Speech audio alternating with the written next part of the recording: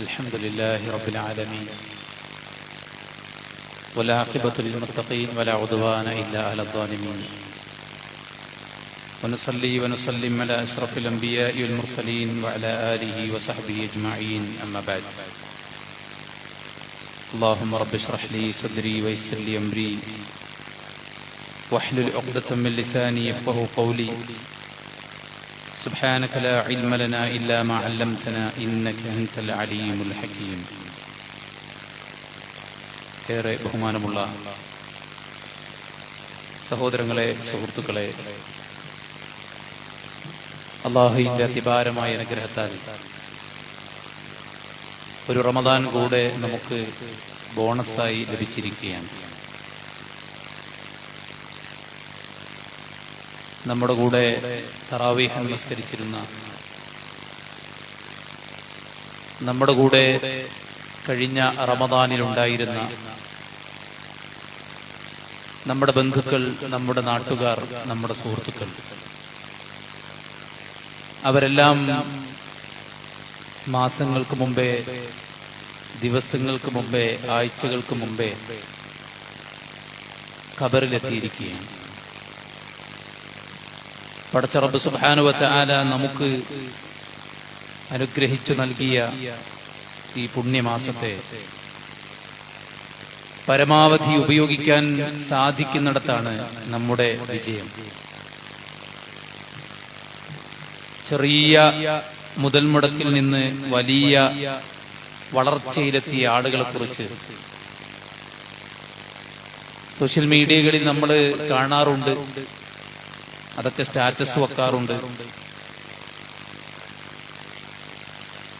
അത് മറ്റുള്ളവർക്ക് മോട്ടിവേഷനായി പറയാറുമുണ്ട്.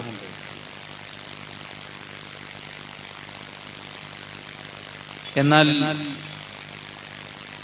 പടച്ച റബ്ബ് സുബ്ഹാനഹു വ തആല നമുക്ക് നൽകിയ ഈ ഒരു റമദാനിനെ, ഈ ഒരു ആയുസ്സിനെ ഉപയോഗിക്കുന്നിടത്ത് ഇത്രയും മികവ് നേടിയ ആളുകൾക്ക് എത്രത്തോളം സാധിക്കുന്നു എന്നത് പുണ്യ റമദാൻ സമാഗതമായിട്ട് അതിലൂടെ പടച്ച റബ്ബിന്റെ സ്വർഗം നേടാൻ പറ്റാതെ, പാപങ്ങൾ പൊറുക്കപ്പെടാതെ മരണപ്പെട്ടു പോയാൽ അയാൾക്ക് നാശമുണ്ടാകട്ടെ എന്ന് പ്രാർത്ഥിച്ചത് ജിബ്രീലും ആമീൻ പറഞ്ഞത് മുഹമ്മദ് മുസ്തഫ സല്ലല്ലാഹു അലൈഹി വസല്ലമയുമാണ്. ഒരുപാട് കൊല്ലങ്ങൾ റമദാനിൽ ജീവിച്ച നമ്മൾ ഈ ഒരു പുതിയ റമദാനിൽ പ്രവേശിക്കുമ്പോൾ, ഇതിൽ കഴിച്ചുകൂട്ടുമ്പോൾ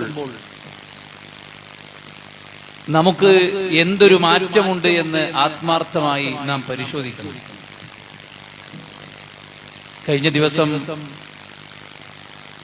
ഞങ്ങളിങ്ങനെ കുറച്ച് യുവാക്കൾ ഒരുമിച്ച് കൂടിയിരിക്കുമ്പോൾ കൂട്ടത്തിലെ ഒരാളുടെ കുട്ടിയുടെ മരണത്തിന്റെ വാർത്ത നമ്മളിങ്ങനെ സ്മരിക്കുകയുണ്ടായി. അദ്ദേഹം സുഹൃത്തുക്കളും കുടുംബാംഗങ്ങളും ആലപ്പുഴയിൽ ഒരു വിനോദയാത്രക്കിടെ ഹൗസ് ബോട്ടിൽ രാത്രിയിൽ തമാശയും കളിചിരിയുമായി കഴിച്ചുകൂട്ടുമ്പോ സ്ത്രീകൾ ഒരു ഭാഗത്ത്, പുരുഷന്മാർ മറുഭാഗത്ത്, കുട്ടികൾ മറ്റൊരു ഭാഗത്ത് ഈ ഹൗസ് ബോട്ടിന്റെ മുകളിലത്തെ നിലയിൽ കളിച്ചുകൊണ്ടിരിക്കുകയാണ്. സ്ത്രീകൾ അവിടെ സംസാരത്തിലാണ്, പുരുഷന്മാർ അവരുടെ വടായിലാണ്, മക്കൾ അവിടെ ഓടിക്കളിച്ചുകൊണ്ടിരിക്കുകയാണ്. കുറെ നേരം കഴിഞ്ഞപ്പോൾ ഇയാളുടെ വലിയ മകൻ വന്നിട്ട് ഉപ്പയോട് പറഞ്ഞു, ഉപ്പ, നമ്മുടെ കുട്ടിയെ കാണാനില്ല. അവരാകെ ബേജാറായി. കാരണം പരന്നു കിടക്കുന്ന കായലിലൂടെയാണ് ഈ ബോട്ട് സഞ്ചരിച്ചുകൊണ്ടിരിക്കുന്നത്. ബോട്ട് മുഴുവൻ അരിച്ചു പെറുക്കി തെരഞ്ഞിട്ടും ഈ കുട്ടിയെ കാണാനില്ല. നേരം വെളുക്കുവോളം ഈ തെരച്ചിൽ നീണ്ടു.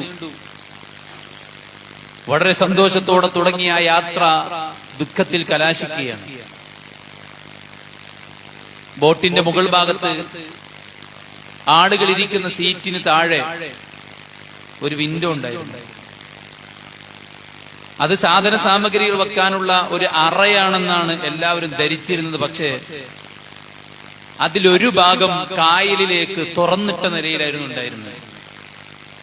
ഈ കുട്ടി കളിയുടെ ഇടയിൽ അത് തുറക്കുകയും അതിലൂടെ കുട്ടി കയറി നേരെ കായലിലേക്ക് വീഴുകയും പരന്നു കിടക്കുന്ന ആ കായലിൽ ആ ഒരു കുഞ്ഞു ശരീരം ജീവനറ്റ നിലയിൽ പൊങ്ങിക്കിടക്കുകയും ചെയ്യുന്ന സാഹചര്യം ഞങ്ങൾ ഓർത്തെടുക്കുകയുണ്ടായി. അതുവരെ തമാശയും കളിയും ചിരിയുമായിരുന്നു ആ ഒരു മീറ്റിംഗിൽ ഉണ്ടായിരുന്നതെങ്കിൽ ഈ ഒരു ചർച്ച വന്നതോടുകൂടെ രംഗം മൂകമായി, രംഗം ശാന്തമായി. സഹോദരങ്ങളെ, ജീവിതത്തിൽ ചില പ്രയാസങ്ങളും പ്രതിസന്ധികളും ഒക്കെ വരുമ്പോ ആളുകള് ആത്മഹത്യ ചെയ്യുന്ന നമ്മൾ കാണുന്നില്ലേ? ആളുകള് തകർന്നു പോകുന്നത് നമ്മൾ കാണുന്നില്ലേ? മറ്റുള്ളവരെ കൊന്നൊടുക്കി തന്റെ ഫ്രസ്ട്രേഷൻ തീർത്ത്, തന്റെ വേദനകൾ തീർത്ത്, തന്റെ വിഷമങ്ങൾ തീർത്ത് മനുഷ്യകുലത്തിന്റെ ഒന്നടങ്കം ഹൃദയത്തെ മുറിപ്പെടുത്തുന്ന വാർത്തകൾ നമ്മൾ കേൾക്കുന്നില്ലേ? എന്നാൽ ഒരു കുഞ്ഞ് സുഖവാസ അല്ലെങ്കിൽ ഇതുപോലത്തെ വിനോദയാത്രക്കിടയിൽ മരണപ്പെടുമ്പോ അതൊക്കെ താങ്ങുക എന്ന് പറഞ്ഞാൽ, അതൊക്കെ മനസ്സുകൊണ്ട് ഏറ്റെടുക്കുക എന്ന് പറഞ്ഞാൽ, ചിന്തിക്കുകയാണെങ്കിൽ ഒരുപാട് ചിന്തിക്കാം. യാത്ര വേണ്ടിയിരുന്നില്ല, കുട്ടികളെ കളിക്കാൻ വിടേണ്ടിയിരുന്നില്ല, നമ്മള് സംസാരിച്ചിരിക്കേണ്ടിയിരുന്നില്ല, ബോട്ടിന്റെ മുകളിലത്തെ നിലയിൽ നമുക്ക് ഇരിക്കുന്നതിന് പകരം താഴെ ഇരുന്നാ മതിയായിരുന്നു. ഇങ്ങനെയൊക്കെ ചിന്തിക്കുകയാണെങ്കിൽ ഒരുപാട് ചിന്തിക്കാണ്ട്. പക്ഷേ അങ്ങനെയൊന്നും ചിന്തിക്കാതെ പടച്ച റബ്ബ് സുബ്ഹാനഹു വ തആല തനിക്ക് നൽകിയ വലിയൊരു പരീക്ഷണത്തെ നെഞ്ചിലേക്ക് ഏറ്റെടുത്ത് കരഞ്ഞുവെങ്കിലും വിഷമങ്ങൾ ഏറ്റുവാങ്ങിയെങ്കിലും പടച്ച റബ്ബിന്റെ വിധിയാണെന്നും നാളെ സ്വർഗത്തിന്റെ കോലായിൽ ഈ കുട്ടി തന്നെയും കാത്തിരിക്കുമെന്നുമുള്ള പ്രതീക്ഷയിൽ ആ പരീക്ഷണത്തെ ആ യുവാവ് ഏറ്റെടുത്തു എന്ന് പറയുമ്പോൾ സുഹൃത്തുക്കളെ, അത് നമ്മുടെ മുന്നിൽ വെച്ച് തരുന്ന വലിയൊരു സന്ദേശമുണ്ട്. ആ സന്ദേശം എന്താണെന്നറിയോ? ജീവിതത്തിൽ എത്ര കനപ്പെട്ട പരീക്ഷണങ്ങളും, ജീവിതത്തിൽ എത്ര ഭാരിച്ച പ്രതിസന്ധികളും, അത് സാമ്പത്തികമാകട്ടെ, ശാരീരികമാകട്ടെ, കുടുംബപരമാകട്ടെ, നമുക്ക് താങ്ങാൻ പറ്റും, അത് സഹിക്കാൻ പറ്റും. ഈ നിമിഷവും കടന്നു പോകും അല്ലെ? ഒരു നാളിൽ നമ്മുടെ വീട്ടുമുറ്റത്തെ മാവും പൂക്കും എന്ന പ്രതീക്ഷയാണ് നമ്മെ മുന്നോട്ട് നയിക്കുന്നത് എങ്കിൽ സഹോദരങ്ങളെ, സുഹൃത്തുക്കളെ, താങ്ങാനാകാത്ത വലിയ പ്രതിസന്ധി, താങ്ങാനാകാത്ത വലിയ പ്രതിബന്ധം, താങ്ങാനാകാത്ത സഹിക്കാൻ കഴിയാത്ത വലിയ പരീക്ഷണം അതെവിടെയെന്ന് ചോദിച്ചാൽ മരണത്തോടെ തുടക്കം കുറിക്കുന്ന യഥാർത്ഥ ലോകത്താണ്. കൊന്നും കൊലപിടിച്ചും കാശുണ്ടാക്കിയിട്ട് നാം ഇവിടെ ആസ്വദിക്കുമെന്നും ഇവിടെ പരമാവധി സുഖിക്കുമെന്നും പരമാവധി എൻജോയ് ചെയ്യുമെന്നും വിചാരിക്കുന്ന ആളുകൾ, അവരോട് ചോദിക്കാനുള്ളത് നിനക്ക് മരിക്കാതിരിക്കാനാകുമോ എന്നാണ്. നിന്റെ രോഗത്തെ നിനക്ക് തടയാനാകുമോ എന്നാണ്. നിന്റെ കാലിന്റെ ചുവട്ടിൽ പതിയിരിക്കുന്ന നിന്റെ മരണത്തെ നിനക്ക് തടഞ്ഞു വെക്കാനാവില്ലെങ്കിൽ ആ മരണത്തോടെ തുടക്കം കുറിക്കുന്ന ലോകത്ത് നിനക്ക് സ്വസ്ഥമായി സമാധാനത്തോടെ ജീവിക്കാൻ പറ്റാത്ത ദുരന്തമുണ്ടാകുമെന്നത് നാം തിരിച്ചറിയാം. ആളുകൾ പറയാ തിരക്കാണ്, തിരക്ക്. കഴിഞ്ഞ ദിവസം ഒരു ഉമ്മ വിളിച്ചു പറയാണ്, എന്റെ മകൻ ദീന് ശ്രദ്ധിക്കുന്നില്ല, അവൻ ദുനിയാവിന്റെ കാര്യത്തിൽ മുഴുകിയിരിക്കുകയാണ്, അവൻ ജോലിയിൽ മുഴുകിയിരിക്കുകയാണ്, അവൻ നിസ്കരിക്കുന്നില്ല, അവൻ തറാവീഹിന് പോകുന്നില്ല, അവൻ ജമാഅത്തിന് പോകുന്നില്ല, അവൻ ഖുർആൻ ഓതുന്നില്ല, രാവും പകലും മുഴുവൻ അവൻ പണമുണ്ടാക്കാൻ ഇറങ്ങിയിരിക്കുകയാണ്. സുഹൃത്തുക്കളെ, പണമുണ്ടായാൽ എല്ലാമായോ? സൗകര്യമുണ്ടായാൽ എല്ലാമായോ? എത്ര കോടികൾ ബാക്കി വെച്ചിട്ടാണ് പലരും ഇവിടെ നിന്ന് മരിച്ചു പോയത്. ഫിർഔനിന് ഇല്ലാതെ പോയത് എന്താണ്? ഖാറൂനിന് ഇല്ലാതെ പോയത് എന്താണ്? ഖാറൂനിന്റെ കയ്യിലെ സമ്പത്ത് കണ്ട് വിശ്വാസികൾ പോലും ആഗ്രഹിച്ചു പോയി, ഇതുപോലത്തെ സമ്പത്ത് ഞങ്ങൾക്കും ഉണ്ടായിരുന്നെങ്കിലെന്ന് അവർ കൊതിച്ചു പോകാൻ മാത്രം. അത്രയും വലിയ സമ്പത്തിന്റെ ഉടമയായിരുന്നു ഖാറൂനെങ്കിൽ ആ ഖാറൂനിനെ പടച്ച റബ്ബ് ഭൂമിയിലേക്ക് ആഴ്ത്തിക്കളയുകയാണ് ചെയ്തത്. ഫിർഔനിനെ പടച്ച റബ്ബ് സുബ്ഹാനഹു വ തആല ചെങ്കടലിൽ മുക്കി നശിപ്പിക്കുകയാണ് ചെയ്തത്. ഫിർഔൻ ഇല്ലാതെ പോയത് എന്താണ്? അധികാരമുണ്ടായിരുന്നില്ലേ? അനുസരണയുള്ള പട്ടാളമുണ്ടായിരുന്നില്ലേ?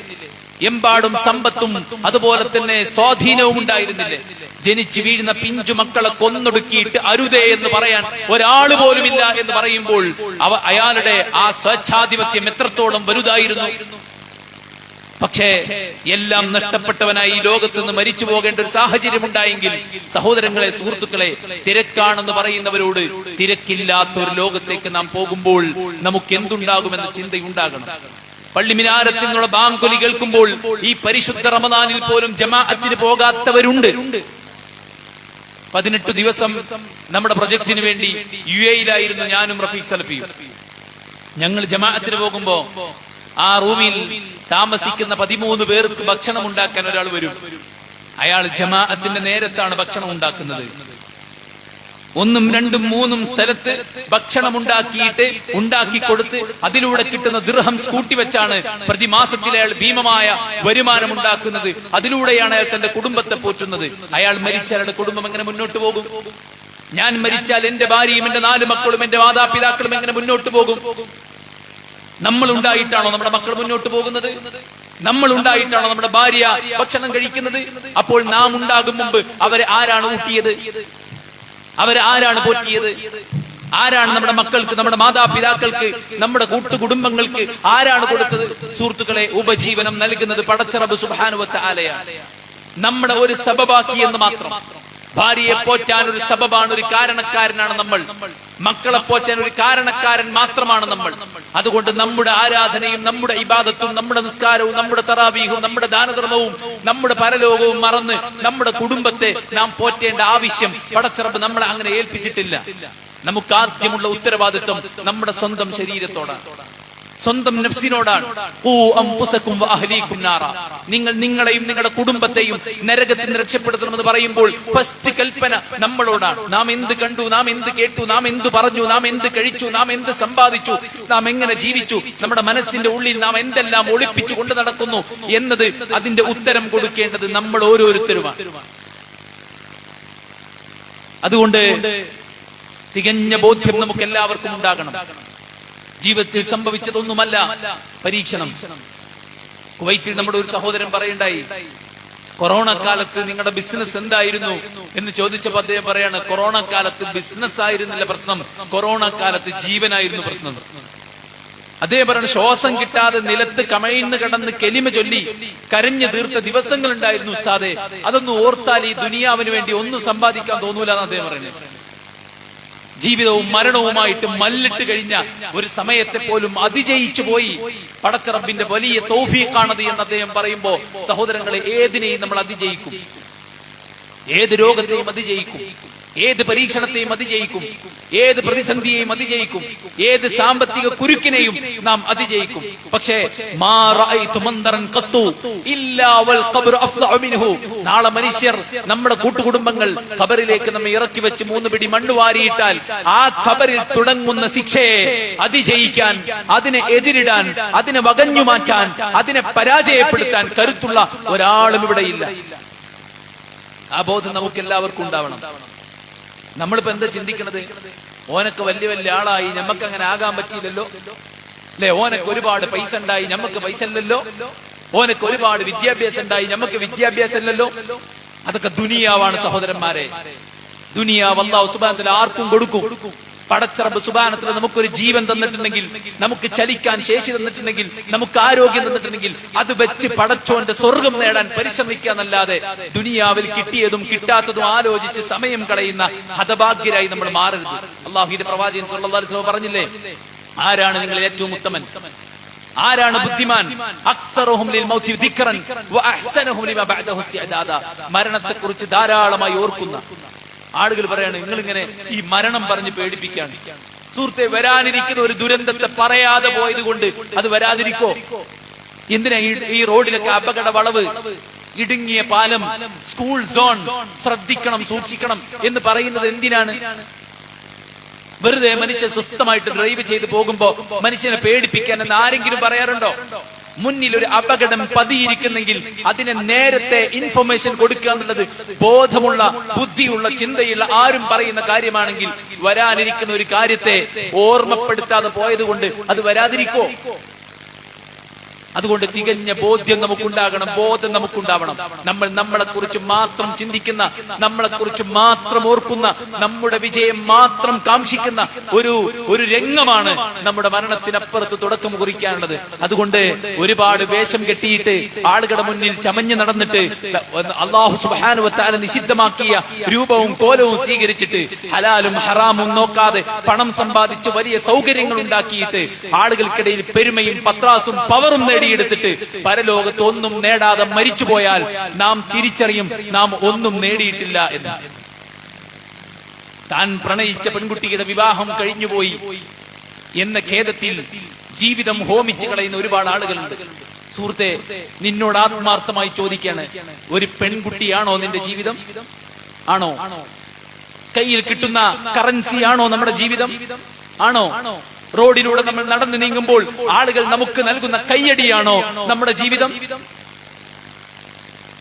ജീവിതത്തിൽ പടച്ച റബ്ബ് സുബ്ഹാനഹു വ തആല പരീക്ഷണമായി വെച്ചിട്ടുള്ള സമ്പത്താണ്, പെണ്ണാണ്, പുരുഷനാണ്, സൗന്ദര്യമാണ് നമ്മുടെ ജീവിതത്തെ മുഴുവൻ കാർന്നു തിന്നുന്നതെങ്കിൽ എന്തിനാണ് നമുക്ക് ഈമാൻ? എവിടെയാണ് നമ്മുടെ ദീന്? എവിടെയാണ് നമ്മുടെ ഇഖ്ലാസ്? എവിടെയാണ് നമ്മളും ഖുർആനും തമ്മിലുള്ള ബന്ധമെന്ന് ആലോചിക്കാൻ നമുക്ക് ഓരോരുത്തർക്കും സാധ്യമാകണം. സുഹൃത്തുക്കളെ, പ്രവാചകൻ സല്ലല്ലാഹു അലൈഹി വസല്ലമയുടെ അരുമ സന്തതി ഉസ്മാൻ ഇബ്നു മദ്ഊൻ റളിയല്ലാഹു അൻഹു അദ്ദേഹം മരിച്ചു കിടക്കുകയാണ്. ആ സമയത്ത് ഉമ്മുൽ അലാ റളിയല്ലാഹു അൻഹ അവിടെ വന്നിട്ട് പറയാണ്, ലഖദ് അക്രമകല്ലാഹ്, തീർച്ചയായിട്ടും അല്ലാഹു സുബ്ഹാനഹു വ തആല സ്വർഗ്ഗം കൊണ്ട് നിങ്ങളെ ആദരിച്ചിരിക്കുന്നു.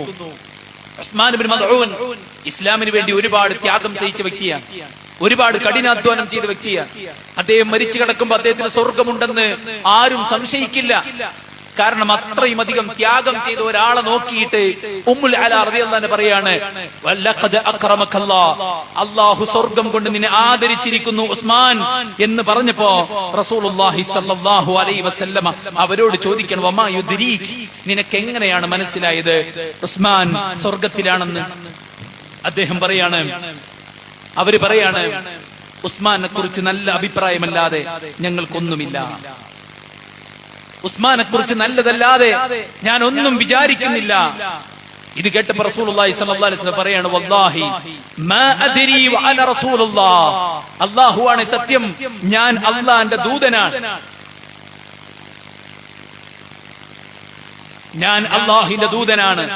മാ യുഫ്അലു ബി വലാ ബികും, വല്ലാഹി മാ അദ്രി, എനിക്കറിയില്ല അല്ലാഹു സുബ്ഹാനഹു വ തആല എന്റെ കാര്യത്തിൽ പോലും എന്താണ് പരലോകത്ത് തീരുമാനിക്കുക എന്ന കാര്യം എനിക്കറിയില്ല എന്നാണ്. അതുകൊണ്ട് സഹോദരന്മാരെ, സുഖഭോഗത്തിന് പ്രാധാന്യം കൊടുക്കുന്ന കാലം, റീൽസും ഷോർട്സും നമ്മളോട് പറയുന്നത് അടിച്ചുപൊളിയാകാൻ, ഗ്ലാമറാകാൻ, പണമുള്ളവനാകാൻ, സൗന്ദര്യമുള്ളവനാകാൻ, പെരുമയും പത്രാസും നേടിയെടുക്കുന്നവനാകാനുള്ള വഴികളെ കുറിച്ചാണെങ്കിൽ ഇതെല്ലാം ഈ ജീവിതം അവസാനിക്കുന്നതോടെ, ഈ ശ്വാസം നിലക്കുന്നതോടെ, ഈ കണ്ണ് അടയുന്നതോടെ അവസാനിക്കുന്ന കാര്യമാണെങ്കിൽ മരണത്തോടെ തുടങ്ങുന്ന യഥാർത്ഥ ലോകത്തെ വിജയത്തിനു വേണ്ടി നമ്മൾ എല്ലാവരും പരമാവധി പരിശ്രമിക്കേണ്ടതുണ്ട്. സഹോദരന്മാരെ, അധ്വാനിക്കാതെ, ബുദ്ധിമുട്ടാതെ, മനസ്സുമായി സമരം ചെയ്യാതെ, ത്യാഗങ്ങൾ സഹിക്കാതെ സ്വർഗം ലഭിക്കില്ലെന്ന ബോധം നമുക്കെല്ലാവർക്കും ഉണ്ടാകണം. മഹാനായ സഹാബി ഖബ്ബാബ് റളിയല്ലാഹു അൻഹു ഇസ്ലാം സ്വീകരിച്ചതിന്റെ പേരിൽ യജമാനത്തി ഉമ്മു അമ്മാറ ചുട്ടുപഴുപ്പിച്ച ഇരുമ്പിന്റെ ദണ്ഡ് അദ്ദേഹത്തിന്റെ ദേഹത്ത് വെച്ച് അദ്ദേഹത്തെ മാരകമായ നിലക്ക് പൊള്ളിച്ചപ്പോ അദ്ദേഹത്തിന് വല്ലാതെ വേദനയുണ്ടായിട്ടുണ്ട്. ശരീരത്തിന്റെ മാംസളമായ ഭാഗങ്ങൾ ഉരുകി ഒലിച്ചിട്ടുണ്ട്. തന്റെ പുറം ഭാഗത്തെ ചട്ട, അവിടുത്തെ എല്ല് കാണിച്ചുകൊണ്ട് പ്രവാചകൻ സല്ലല്ലാഹു അലൈഹി വസല്ലമയോട് ഖബ്ബാബ് റളിയല്ലാഹു അൻഹു കരഞ്ഞുകൊണ്ട് ചോദിക്കുന്നുണ്ട്, അല്ലാഹുവിന്റെ പ്രവാചകരെ, നിങ്ങൾ കാണുന്നില്ലേ ഈ പ്രയാസങ്ങൾ? നിങ്ങൾ കാണുന്നില്ലേ ഈ ശിക്ഷകൾ?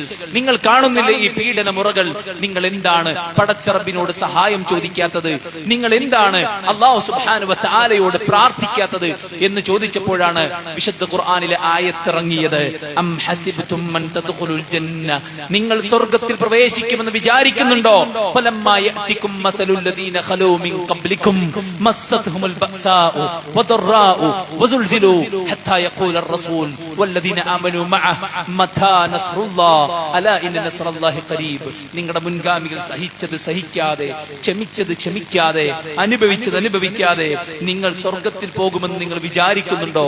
എന്താണ് അവർ അനുഭവിച്ചത് സഹോദരന്മാരെ? ഇസ്ലാം ആയതിന്റെ പേരിൽ പച്ചയോടെ അവർ കരിച്ചു കളയപ്പെട്ടു. ജീവനോടെ അവരുടെ ശരീരത്തിലെ മാംസളമായ ഭാഗങ്ങൾ അരിഞ്ഞെടുക്കുന്ന സാഹചര്യമുണ്ടായി. കുഴികൾ വെട്ടി നിർത്തി ഈർച്ചവാളുകൾ കൊണ്ട് അവരെ രണ്ടായി പിളർത്തി അവരെ കൊന്നുകളയുകയുണ്ടായി. എന്നിട്ടും അവരാരും അക്ഷമ കാണിച്ചില്ല. എന്നിട്ടും അവരാരും പ്രയാസം പ്രകടിപ്പിച്ചില്ല. അവരെല്ലാം സ്വർഗത്തിന് വേണ്ടി ജീവൻ ത്യജിച്ചവരാണെങ്കിൽ സഹോദരങ്ങളെ, മാറുന്ന കാലത്ത്, തിന്മകൾ പെരുകുന്ന കാലത്ത്, പടച്ചറബേ നിനക്ക് വഴിപ്പെട്ടുകൊണ്ട് ഞാൻ ജീവിക്കുമെന്ന് പറയാൻ എന്റെ ശബ്ദം ശ്രവിക്കുന്ന യുവാക്കളെ, എന്റെ ശബ്ദം ശ്രവിക്കുന്ന വിദ്യാർത്ഥികളെ, എന്റെ ശബ്ദം ശ്രവിക്കുന്ന മാതാപിതാക്കളെ, നമുക്ക് സാധ്യമായാൽ ജീവിതം സാർത്ഥകമായി എന്ന് നാം പറയേണ്ടിയിരിക്കുന്നു. ലക്ഷങ്ങൾ പ്രതിമാസം ശമ്പളം വാങ്ങുന്നവരെ ഞാൻ കണ്ടുമുട്ടുകയുണ്ടായി. അവരോട് നമ്മുടെ പ്രൊജക്ടിനെ കുറിച്ച് പറഞ്ഞപ്പോൾ അവർ തിരിച്ചു പറഞ്ഞത് അവരുടെ പ്രാരാബ്ധമാണ്. ഞാൻ എന്റെ കൂടെയുള്ളവരോട് ചോദിച്ചു, എന്തിനാണ് ലക്ഷങ്ങൾ സമ്പാദ്യം, എന്തിനാണ് ലക്ഷങ്ങൾ ശമ്പളം? ലക്ഷങ്ങൾ ശമ്പളമുള്ളവനും പറയാനുള്ളത് പ്രാരാബ്ധമാണെങ്കിൽ, കോടികൾ വരുമാനമുള്ളവനും നിർഭയത്വത്തോടെ ജീവിക്കാൻ ഇവിടെ പറ്റുന്നില്ലെങ്കിൽ സഹോദരങ്ങളെ, സ്വർഗത്തിന് തുല്യം വെക്കാൻ പണത്തിനാവില്ല, പെരുമക്കാവില്ല, പത്രാസിനാവില്ല. ഈ ഭൗതിക ലോകത്തെ നമ്മുടെ വീടിനോ നമ്മുടെ സൗകര്യങ്ങൾക്കോ സാധ്യമാവുകയില്ല. ലാ യബ്ഗൂന അൻഹാ ഹിവല. സ്വർഗത്തിൽ പ്രവേശിച്ച ഒരുത്തനും മാറിക്കിട്ടാൻ ആഗ്രഹിക്കുകയില്ല, മാറ്റം കൊതിക്കുകയില്ല. മനസ്സിച്ഛിക്കുന്നതെല്ലാം കിട്ടുന്ന ഒരു ലോകമുണ്ട്. മനസ്സ് വേദനിക്കാത്ത ലോകം, ശത്രുവിനെ ഭയക്കേണ്ടതില്ലാത്ത ലോകം, രോഗം ബാധിക്കാത്ത ലോകം, വാർദ്ധക്യത്തിന്റെ പ്രയാസങ്ങൾ നമ്മെ തലോടാത്ത ലോകം. വിളിച്ചു പറയുന്നവൻ വിളിച്ചു പറയും, സലാമുൻ അലൈക്കും തിബ്തും. സമാധാനത്തോടെ സ്വസ്ഥമായി സന്തോഷത്തോടെ നീ ജീവിച്ചോ. മരണമില്ല, രോഗമില്ല, വാർദ്ധക്യമില്ല, സംഘട്ടനങ്ങളില്ല, പീഡനങ്ങളില്ല, പ്രയാസങ്ങളില്ല, ബുദ്ധിമുട്ടുകളില്ല. മക്കളെ ഓർത്ത് വ്യഥയില്ല, സമ്പത്തോർത്ത് ടെൻഷനില്ല, ഭാവിയെ ഓർത്ത് ആശങ്കകളില്ല. സമാധാനത്തോടെ മരണമില്ലാതെ ജീവിക്കാൻ ഒരു ആഡംബരത്തിന്റെ ലോകം പടച്ച റബ്ബ് സുബ്ഹാനഹു വ തആല ഒരുക്കി വെച്ചിട്ടുണ്ട്. വഇൻ കുൻതും ഫീ റൈബിൻ മിമ്മാ നസ്സൽനാ അലാ അബ്ദിനാ ഫഅതു ബിസൂറത്തിൻ മിൻ മിസ്ലി. നിങ്ങൾക്ക് ആർക്കെങ്കിലും ഇപ്പറയുന്നത് സംശയമുണ്ടോ എങ്കിൽ ഇതുപോലത്തെ ഒരു ഗ്രന്ഥം നിങ്ങൾ കൊണ്ടുവരൂ, അല്ലെങ്കിൽ 10 അധ്യായം നിങ്ങൾ കൊണ്ടുവരൂ, അതുമല്ലെങ്കിൽ ഒരു സൂറത്തെങ്കിലും നിങ്ങൾ കൊണ്ടുവരൂ എന്ന് ഖുർആൻ വെല്ലുവിളിച്ചതിന് ശേഷം പടച്ച റബ്ബ് സുബ്ഹാനഹു വ തആല പറഞ്ഞത് നരകം അല്ലാഹു ഒരുക്കി വെച്ചിട്ടുണ്ട്, സ്വർഗം അല്ലാഹു ഒരുക്കി വെച്ചിട്ടുണ്ട് എന്നതാണ്. അതുകൊണ്ട് ഖുർആനിൽ സംശയമില്ല. സംശയമുള്ളവരെ, പടച്ച റബ്ബ് ഇല്ലെന്ന് പറയുന്നവരെ, ഖുർആൻ തെറ്റാണ് വാദിക്കുന്നവരെ, ഖുർആനിന് തുല്യമായി ഒരു സൂറത്ത്, ഇന്നാ അഅതൈനാകൽ കൗസർ പോലത്തെ ഒരു സൂറത്ത് നിങ്ങൾ കൊണ്ടുവന്നാൽ അല്ലാഹു സുബ്ഹാനഹു വ തആല പറയാണ്, നിങ്ങളെ ഞാൻ സമ്മതിക്കാം, നിങ്ങൾക്ക് സാധിക്കൂല, കൊണ്ടുവരാൻ സാധിക്കൂല. ഖുർആനിന് തുല്യമായി ഒന്ന് കൊണ്ടുവരാൻ നിങ്ങൾക്ക് സാധിക്കില്ലെന്ന് ഉറപ്പിച്ചു പറഞ്ഞതിന് ശേഷം അല്ലാഹ് പറഞ്ഞത്, സത്യനിഷേധികളെ നരകം കാത്തിരിക്കുന്നുണ്ട്, വിശ്വാസവും സൽക്കർമ്മങ്ങളും സ്വീകരിച്ചവരെ സ്വർഗം കാത്തിരിക്കുന്നുണ്ട്. എന്താ ഇതിന്റെ അർത്ഥം? എന്താ ഇതിന്റെ അർത്ഥം? ഒരു ലവലേശം പോലും സംശയിക്കണ്ട. ഖബറിൽ കൊണ്ടുപോയി അടക്കം ചെയ്ത് തിരിച്ചു പോന്നെങ്കിൽ, ആ ശരീരം മണ്ണ് തിന്ന് തീർത്തെങ്കിൽ, മഴ പെയ്യുമ്പോൾ വിത്ത് മുളക്കുന്നത് പോലെ ഖബറിൽ നിന്ന് മനുഷ്യന്മാർ മുളപൊട്ടി പടച്ച റബ്ബിന്റെ അടുക്കലേക്ക് വരും എന്നതിൽ സംശയമില്ല, സംശയമില്ല, സംശയമില്ല. ദാലികൽ യൗമുൽ ഹഖ്. അത് സത്യമാണ്, അത് സത്യമാണ്. ഈ സംസാരം നിങ്ങൾ കേൾക്കുന്നത് സത്യമാണെന്നതുപോലെ, ഇപ്പോൾ സായാഹ്നമാണെന്നത് സത്യമാണെന്നതുപോലെ, നാം ജീവിച്ചിരിക്കുന്നു എന്നത് സത്യമാണെന്നതുപോലെ, മരണത്തിനപ്പുറം ഒരു ലോകമുണ്ടെന്നത് സത്യമാണ്. എന്റെ ശബ്ദം ശ്രവിക്കുന്ന സഹോദരങ്ങളെ, അതുകൊണ്ട് അവിടെ ഒരുക്കമായിരിക്കട്ടെ നമ്മുടെ അജണ്ട. ഒരുപാട് സമ്പാദിച്ചു, ഒരുപാട് ചിലവഴിച്ചു, നമുക്കായി നാം എന്ത് ചിലവഴിച്ചു? ഒരുപാട് നാം വിയർത്തു, ഒരുപാട് നാം ക്ഷീണിച്ചു. നമുക്കായി നാം എത്ര വിയർത്തു, നമുക്കായി നാം എത്ര ക്ഷീണിച്ചു. അതുകൊണ്ട് ക്ഷീണിക്കാൻ മടി കാണിക്കല്ലേ, ഉറക്കമൊഴിക്കാൻ വിഷമിക്കല്ലേ, പണം അല്ലാഹുവിന്റെ മാർഗത്തിൽ ചിലവഴിക്കാൻ ആദിയും ആശങ്കയും ഉണ്ടാകല്ലേ. അള്ളാഹുവിന്റെ ഭവനത്തിന് വേണ്ടി നാം ചിലവഴിച്ചാൽ അവിടെ വീഴുന്ന സുജൂദുകൾ നമ്മുടെ ഖബറിലേക്ക് കാലമെത്ര ബാക്കിയായാലും വന്നുകൊണ്ടേയിരിക്കുമെന്ന ഹദീസ് പറഞ്ഞപ്പോ 7ാം ക്ലാസ്സിൽ പഠിക്കുന്ന ഒരു കുട്ടി എന്റെ അടുക്കൽ വന്നിട്ട് പറഞ്ഞു, ഉസ്താദേ, എനിക്ക് ഹിഫ്ളിന് പഠിച്ചിട്ട് ഹിഫ്ളിന് മാർക്ക് കിട്ടിയിട്ട് എനിക്കൊരു മത്സരത്തിൽ പങ്കെടുത്തിട്ട് കുറച്ച് ദിർഹംസ് ഗിഫ്റ്റായി കിട്ടിയിട്ടുണ്ട്. അതിൽ നിന്ന് 100 ദിർഹംസ് ഞാൻ നിങ്ങളുടെ പള്ളിക്ക് നൽകട്ടെ എന്ന് 6ാം ക്ലാസ്സിൽ പഠിക്കുന്ന ഒരു കുട്ടി, 7ാം ക്ലാസ്സിൽ പഠിക്കുന്ന ഒരു കുട്ടി അവന്റെ ഉപ്പയുടെ കൂടെ വന്ന് പറഞ്ഞപ്പോ വല്ലാത്ത സന്തോഷമുണ്ടായി. സഹോദരന്മാരെ, ഒരുപാട് നാം തിന്നു, ഒരുപാട് നാം ഉറങ്ങി, ഒരുപാട് നാം ചിലവഴിച്ചു. പക്ഷെ നമ്മുടെ ഖബറിലേക്ക് നാം എന്തുണ്ടാക്കിയെന്ന് ആത്മാർത്ഥമായ ചിന്തയുണ്ടാകണം. അതുകൊണ്ട് ഒരു മാറ്റത്തിന്റെ റമദാൻ ആയിരിക്കട്ടെ ഇത്. എവിടെയെങ്കിലും മരിച്ചു വീഴുമ്പോ പടച്ച റബ്ബിന്റെ റഹ്മത്തിന്റെ മലായികത്തുകൾ വന്ന് നമ്മെ എടുത്തുകൊണ്ടു പോകട്ടെ. ആളുകൾ പറയും പോവുചാലിലാ മരിച്ചു കിടന്നത്, ആളുകൾ പറയും ഒരു തുള്ളി വെള്ളം കിട്ടാതെയാ മരിച്ചു കിടന്നത്, ആളുകൾ പറയും ക്യാൻസറിന്റെ വ്രണങ്ങൾ കൊണ്ട് ഒരു തുള്ളി ഭക്ഷണം പോലും ഇറക്കാൻ പറ്റാതെയാണ് പാവം ദിവസങ്ങളോളം കഴിച്ചുകൂട്ടി മരിച്ചു പോയതെന്ന് ആളുകൾ പറയുമ്പോഴും റഹ്മത്തിന്റെ മലായികത്തുകൾ ആകാശത്ത് നിറങ്ങി വന്ന് നമ്മുടെ ആത്മാവിനെയും കൊണ്ട് ആകാശങ്ങളിലേക്ക് പാറിപ്പറക്കാൻ സഹോദരന്മാരെ പടച്ച റബ്ബ് നൽകിയ അവസരമാണിത്. നമ്മുടെ മക്കളോട് പറയില്ലേ, മക്കളെ പഠിച്ചോടിയ അവസരാണ്, നല്ലോണം അധ്വാനിച്ചോളിയ അവസരാണ്. ഉപ്പയും ഉമ്മയും നിങ്ങൾക്ക് വേണ്ട എല്ലാം തരുന്നുണ്ട്, തന്നില്ലെന്ന് പറയരുത്, നിങ്ങളായിട്ട് നശിപ്പിക്കരുത്, അവസരമാണെന്ന് പറയല്ലേ. സുഹൃത്തുക്കളെ, ജീവിതം നമുക്ക് എല്ലാവർക്കുമുള്ള അവസരമാണ് സ്വർഗം നേടിയെടുക്കാൻ. അതുകൊണ്ട് കുറച്ചൊക്കെ പഠിക്കണം. അള്ളാഹുവിന്റെ ദീനിനെ നാം ഒന്ന് അടുത്തറിയണം. പടച്ച റബ്ബിന്റെ ഖുർആൻ പൂർണ്ണമായും ഓതി തീർക്കാൻ നമ്മൾ മത്സരിക്കുമ്പോ ആ ഓതുന്ന വചനങ്ങളുടെ അർത്ഥം എന്താണ്? യാ അയ്യുഹല്ലദീന ആമനുത്തഖുല്ലാഹ്, മനുഷ്യരെ, നിങ്ങൾ വിശ്വാസികൾ, നിങ്ങൾ അല്ലാഹനെ സൂക്ഷിക്കണം.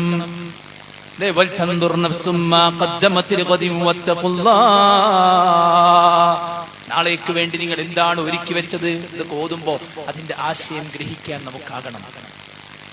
പഠിക്കാനുള്ള അവസരങ്ങൾ പീസ് റേഡിയോ സംവിധാനം 24 അവേഴ്സും ഫോണിൽ ലഭ്യമാണ്. യൂട്യൂബിൽ ധാരാളം ക്ലാസുകൾ ലഭ്യമാണ്. നാട്ടിൽ ഒരുപാട് തെറ്റുധാരണകളുണ്ട്. എല്ലാ മതവും ഒന്നാണ്, സർവമത സത്യവാദം പ്രചരിപ്പിക്കുന്ന ആളുകളുണ്ട്. നിരീശ്വരവാദം മുസ്ലിം മക്കളുടെ ഉള്ളിൽ കുത്തിവെക്കുന്ന ആളുകളുണ്ട്. ഒന്നും പഠിച്ചിട്ടില്ല. എന്റെ നാട്ടിൽ നിന്ന് ഒരുത്തൻ പ്രോഫ്കോണിന് പോയി, നിരീശ്വരവാദിയാണെന്ന് പറഞ്ഞിട്ട് അവന് പ്രോഫ്കോണിന്റെ ഗൈഡൻസ് സെന്ററിൽ നമ്മൾ കൊണ്ടുപോയതിനെ ഇരുത്തി. അവനോട് മുമ്പിലിരിക്കുന്ന ആള് ചോദിച്ചു, നീ നിരീശ്വരവാദിയാണോ? ചോദിച്ചു, ആണ്. എന്നാൽ എനിക്ക് നിരീശ്വരവാദിയാകണം, അതിന്റെ ഗുണങ്ങളൊന്നും എനിക്ക് പറഞ്ഞുണ്ടാകുന്നില്ല. എനിക്ക് നിരീശ്വരവാദിയാകണം. അപ്പൊ ദൈവമില്ല, പരലോകമില്ല, ഖുർആൻ അസത്യമാണ്, നബി നബിയല്ല എന്നൊക്കെ ചെന്ന് സ്ഥാപിച്ചു കൊണ്ടു.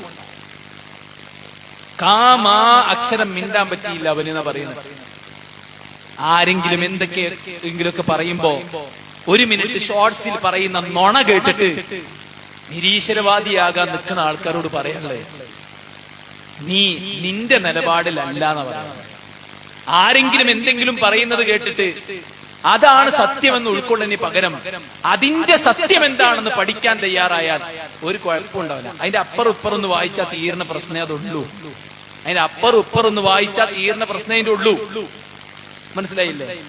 പിന്നെ ഈ നിരീശ്വരവാദവും നിർമ്മതവാദവും ഒക്കെ പറയുന്ന ആൾക്കാർക്ക് സമൂഹം നന്നായി കിട്ടുക എന്നുള്ള അല്ല ഓരോ അജണ്ട. മനസ്സിലായില്ലേ? അവരിൽ ഒരുത്തനോട് ചോദിച്ചു, സ്വന്തം അമ്മയുമായിട്ടും പെങ്ങളുമായിട്ടും സെക്സിൽ ഏർപ്പെടാൻ പറ്റു ചോദിച്ചപ്പോ അവൻ പറഞ്ഞത് സമ്മതാണേ പറ്റും. മനസ്സിലായില്ലേ? സമ്മതാണേ പറ്റും. മയ്യത്തുമായിട്ട് ശവരതി, ചെറിയ കുട്ടികളുമായിട്ടുള്ള സെക്സ്, ജന്തുക്കളുമായിട്ട്, ഇതൊന്നും അവരെ സംബന്ധിച്ചിടത്തോളം പ്രശ്നേ അല്ല. മനസ്സിലായില്ലേ? ഉമ്മ എന്നതോ ഉപ്പ എന്ന ഒരു കടപ്പാടുമില്ല. അതുകൊണ്ട് പടച്ചോനില്ല, ദീനില്ല, പരലോകമില്ല എന്നൊക്കെ പറയുന്നത് നമ്മളെ സംരക്ഷിക്കാനെന്ന് വിചാരിക്കണ്ട.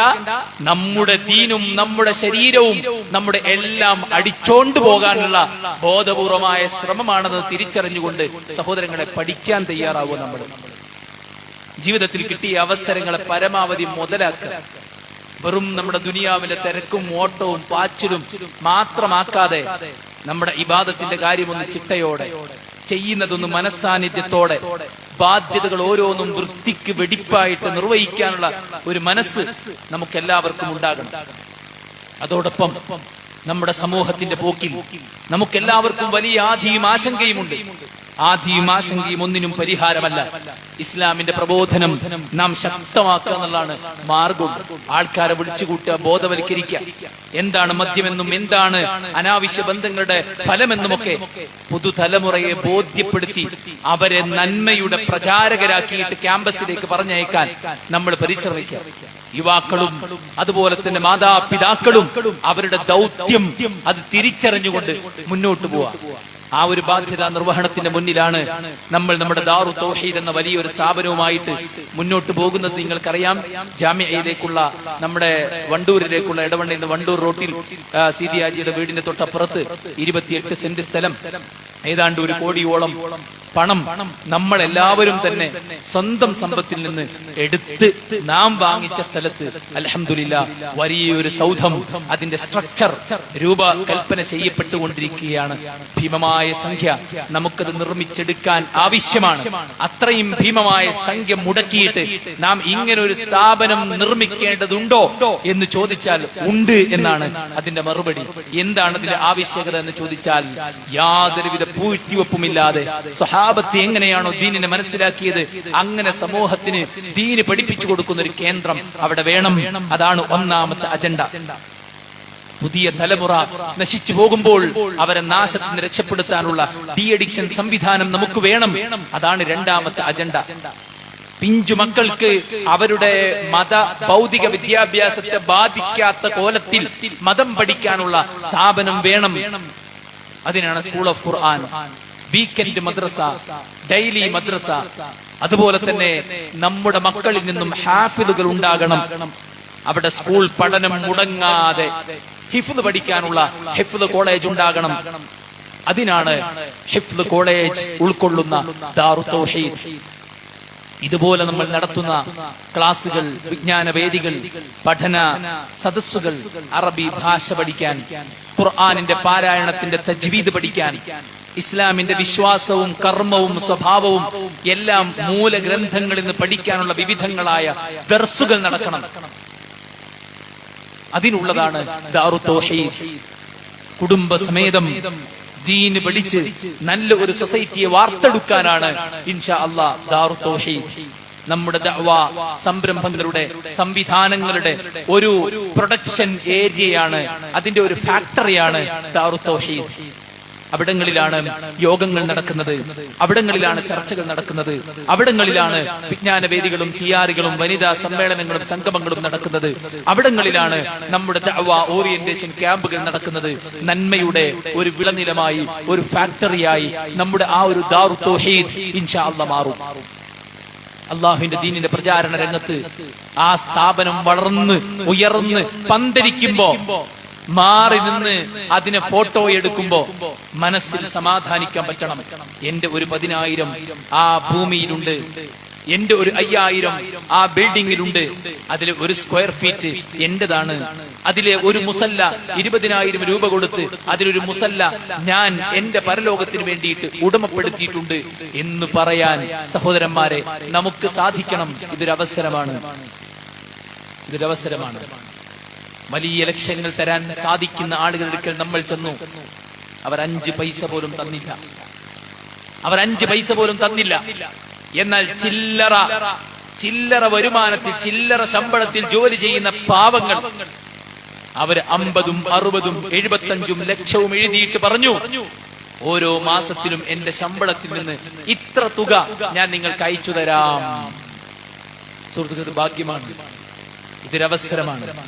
ഇത് ഉപയോഗപ്പെടുത്താൻ നമുക്ക് പറ്റിയാൽ അതിന്റെ ഗുണമുണ്ടാവും. ആൾക്കാർ പറയും, എന്തിനാ ഒരു പള്ളി, എന്തിനാ ഒരു സ്ഥാപനം, അവിടെ ഒരു സ്ഥാപനല്ലേ ഇവിടെ ഒരു സ്ഥാപനല്ലേ എന്നൊക്കെ പറയും. സുഹൃത്തുക്കളെ, സ്ഥാപനം നാം നിസ്കരിക്കുന്ന പള്ളി പൊട്ടിമുളച്ചതല്ല. നാം പഠിച്ച മദ്രസ, നമ്മുടെ മക്കളെ കൊണ്ടുപോയി ചേർത്ത മദ്രസ അവിടെ ഒരു സുപ്രഭാതത്തിൽ തലപൊക്കിയതല്ല.